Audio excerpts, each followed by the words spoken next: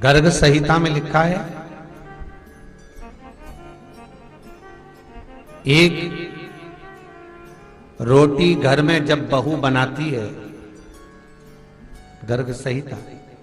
एक रोटी जब घर में बहू बनाती है और उस रोटी को घर का कोई व्यक्ति गाय के मुख में देता है, या 1 रुपया, चवन्नी, अठन्नी, 5 रुपया, 10 रुपया, जो भी आप गाय के निमित्त निकाले हो, या कहीं जाकर तुमने गौदान किया है, तो उसका विधान गर्ग संहिता कहती है कि एक रोटी जब आप गाय के मुख में दे रहे हो, एक रोटी जब गाय के मुखाग्रविंद में दी गई है, तो उस रोटी के, जैसे हमारी 4 अवस्था होती है, बचपन, जवानी, अधेड़ी और बुढ़ापा, उस रोटी के 4 हिस्से कर लीजिए। पहला हिस्सा तुम्हारे खाते में गया, दूसरा हिस्सा तुम्हारे माता पिता के खाते में चला गया, तीसरा हिस्सा तुम्हारे दादा के खाते में गया, और चौथा हिस्सा तुम्हारी माता जिस घर में पल पोस कर बड़ी हुई थी, तुम्हारी दादी जिस घर में पाल पोस कर बड़ी हुई थी, उस ननिहाल पक्ष में वो हिस्से का भाग चला जाता है। बहुत ध्यान दीजिएगा, गर्ग संहिता।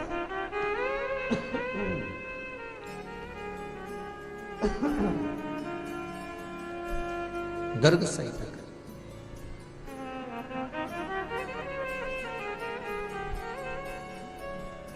अब एक भाग के 4 हिस्से हो गए, एक तुम्हारे हिस्से में आ गया, एक तुम्हारे माता पिता के हिस्से में आ गया।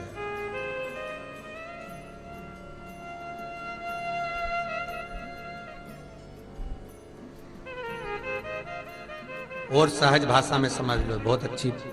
कथा। आज कार्तिक मातम का दिन है और कार्तिक पूर्णिमा भी है आज, तो बड़े भाव से समझना इसको है।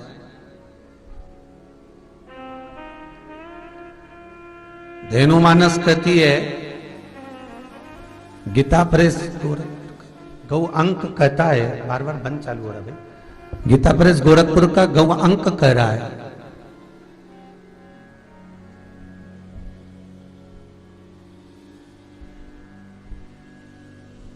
क्यों कहा जाता है कि गौ माता के शरीर पर हाथ फेरा जाए, गौ माता के श्री विग्रह पर, उनके शरीर पर हाथ लगाया जाए, फेरा जाए। तो आज के लोगों ने एक कह दिया कि भाग्य बदलता है, भाग्य की रेखा बदलती है। व्यक्ति का जो भाग्य है, बेकार कर्म है, तो वो अच्छा कर्म होने लगता है। कोई राहु केतु शनि आदि का जो ग्रह तकलीफ दे रहे हैं, वो ग्रह उससे मुक्त होते। पर यदि हम शास्त्रों का स्मरण करें, यदि हम शास्त्रों का स्मरण करते हैं, तो हम ज्ञात करेंगे, उसमें पाएंगे कि गौ माता के शरीर पर जब हाथ फेरा जाता है, गौ माता के शरीर को जब मला जाता है, चाहे आप एक ब्रश से गौ माता को सहला रहे हो, हाथ से सहला रहे हो, उसकी हाथ लगाने पर जो रोमावली गिरती है, हाथ लगाने पर जो रोमावली गिर रही होती है, हाथ लगाने पर, उसको सहलाने पर जब उसको आनंद की अनुभूति होती है,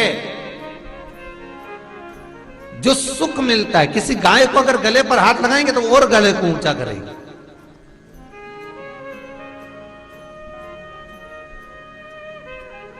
उसके पीठ को सहलाएंगे तो वो और नजदीक में आकर खड़ी हो जाएगी, और नजदीक। महाराज क्यों, किस लिए? गाय चाहे तो किसी एक पत्थर से भी अपने गले को रगड़ सकती है,